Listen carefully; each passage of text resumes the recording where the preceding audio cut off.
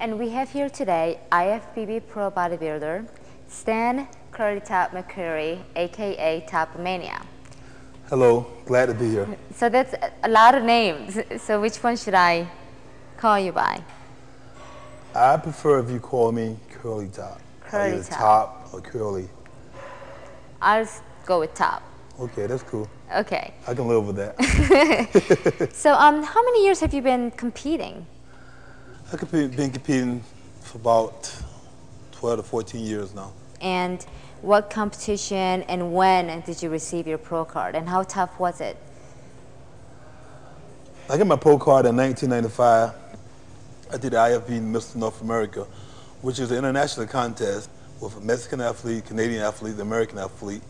It was held in Toronto, Canada. And so I won that contest by a perfect score. In 1994, they had the same contest in Mexico City, and I lost by 2 points. In 1993, they had the same contest in Tijuana, Mexico, and I lost by 1 point. So I gave myself 3 years to turn pro. So within 3 years, I was fortunate and blessed enough to do it. So it took you 3 years to get your pro card. Right. That's a nice accomplishment. So how many years have you been lifting weights before you decided to compete professionally? Actually, what happened was that I was trying out for the Dallas Cowboys, and I hurt my shoulder, and they put me on waivers. And so in my rehabilitation process, I started lifting weights to rehab my shoulder and my knees. And so my fraternity brother named Jonathan Williams out of Miami, Florida, he had told me before when I was in college that I should pursue bodybuilding that had good genetics. So he took me to this gym called Superman Blunt Fortunes of Fitness, and I joined this gym. And March of that year, I joined that gym. And May, they had a contest in Mr. Atlanta. And so they stuck me in that contest, and I won that contest in Mr. Atlanta. And so that was when I started bodybuilding. At that particular time, I was a police officer. And so I quit doing that and started being a full-time personal trainer and working at the gym because it was a very stress-free job for me. So I liked doing what I was doing. So is there any competitions you're getting ready for right now? What's on your agenda for the year? Right now, I'm training for the Arnold Classic, which is February 22nd in Columbus, Ohio.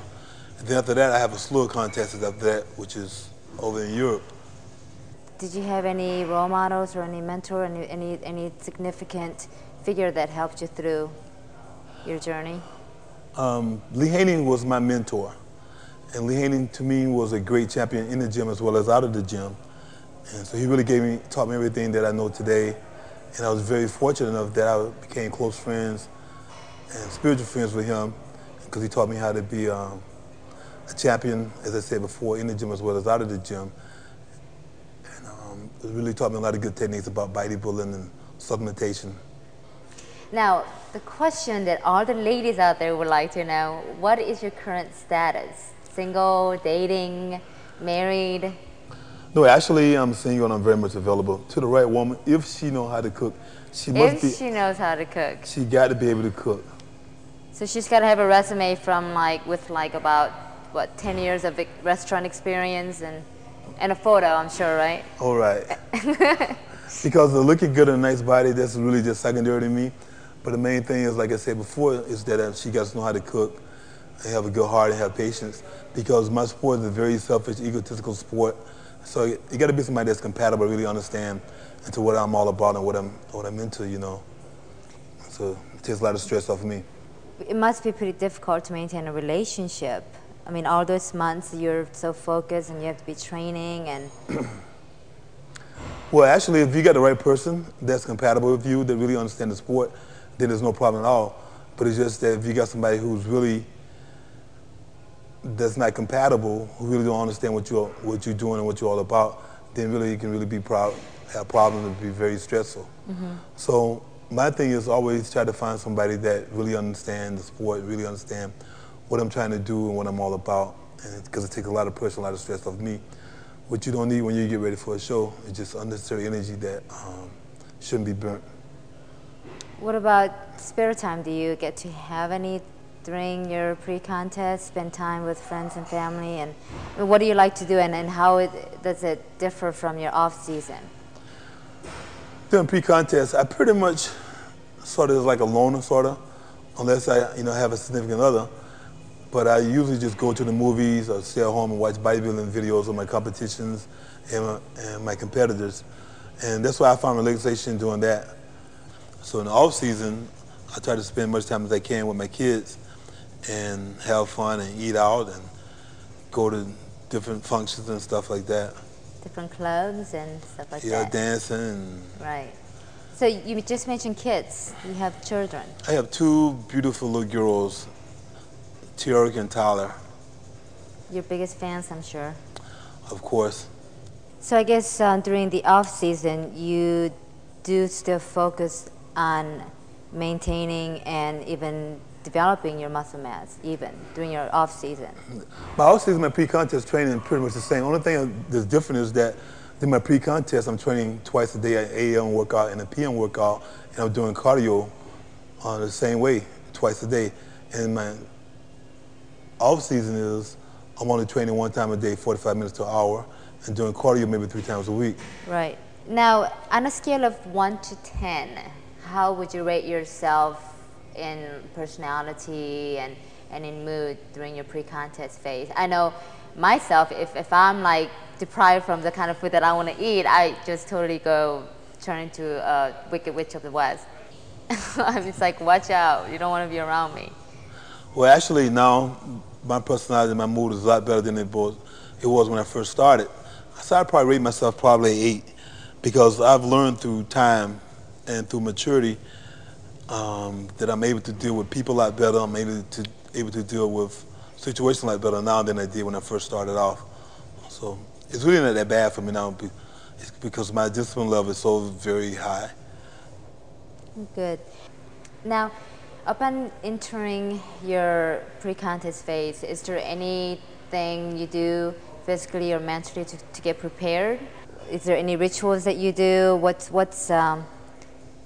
is it that you do to get ready for that? Well, usually my diet starts 16 weeks out, but at the 20 weeks out from the contest, I usually start meditating and do some soul searching within myself to really get my mental game plan together and my mindset ready for when I start my diet. Because I'm totally focused when pre-contest. I eliminate all the negativity from my life and all the distractions. So I'm totally focused on getting ready for the show. So at 16 weeks out, I'm ready to just go in overdrive and go ahead and make it happen, train hard and get my rest, and my mental is totally focused. So what's your signature pre-contest training and cardio workout? Topamania style. My whole Topamania concept is based on heavy weights and high reps, and I incorporate the giant sets, the tri-sets, and the supersets in my workout. And I usually train 4 days on, 1 day off. The first day I do chest and biceps. The second day I do back. The third day I do shoulders and triceps. And the fourth day I do legs. And as I said before, the only difference is that in the pre-contest, I split everything up, AM and the PM workout. As in the off season, only training 1 time a day. And I do the treadmill for my cardiovascular to get my heart rate up. And I do it on a high incline because it gives me that good look as that hamstrings and glute tie in, and really because my legs are really good. It sounds like you have to spend a lot of time in the gym. Take us through your day from like when you get up in the morning to when you're finally able to go to bed at night. Girl, if you only knew. Because you also work at the gym as well. Yeah. How do you balance everything? Yes, I work at the gym. I'm a morning shift supervisor, and I also do personal training, and I do sales as well. So at 5 o'clock in the morning, I'm on the treadmill doing cardio for 1 hour.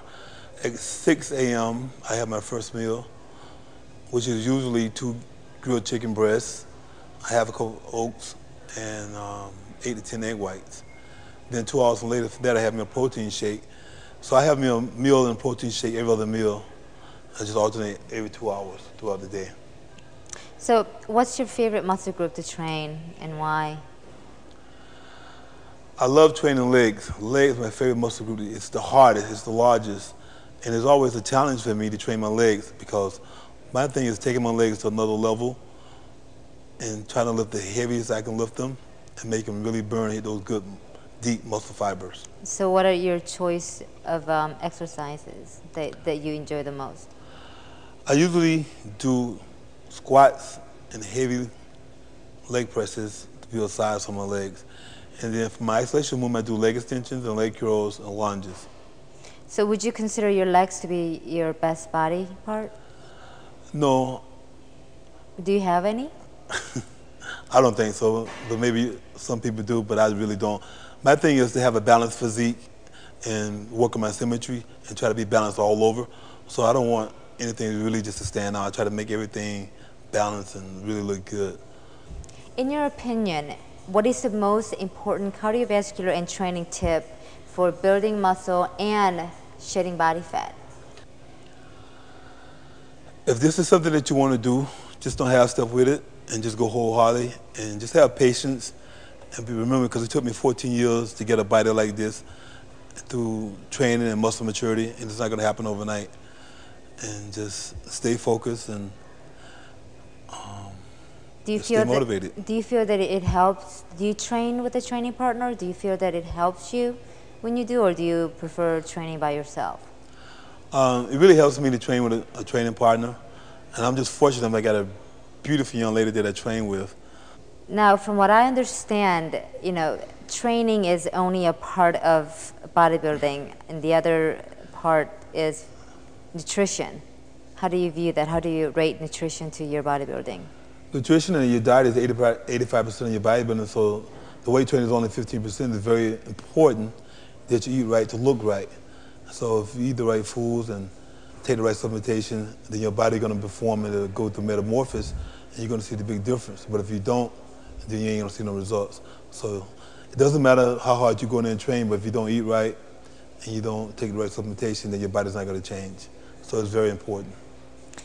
So tell us your typical pre-contest diet and how does it differ from your off-season? I pretty much eat the same year-round, pre-contest and off-season. Only difference is that in the off-season, I have me one cheat meal a day, whereas pre-contest I don't cheat at all. And so my food are pretty clean year-round. You don't cheat at all? Only in the off-season. Well, then what do you crave the most? Sweets, chocolate. I love chocolates. Would that be your favorite food, or do you have any other? No, my favorite food is red velvet cake. Yeah. A la mode? I have to have ice cream with my cake. Yeah, a lot of ice cream. Now, on top of nutrition, there are supplements. Are they just as important as nutrition? Do you incorporate supplements into your diet?